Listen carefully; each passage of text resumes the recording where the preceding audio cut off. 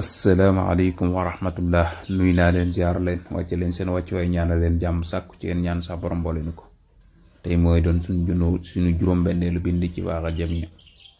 ayaatu ahmada xawat ayaati man madaw wa man yaati wa faaxaza zaman sëriñ Tuubaa nee na kéemaani kii di ahmad làq na kéemaani gaa yi nga xam ne jiitu woon nañu ko ak gaa ñi nga xam ni dañuy ñëw te moom kawe na sax ji jamono maanaa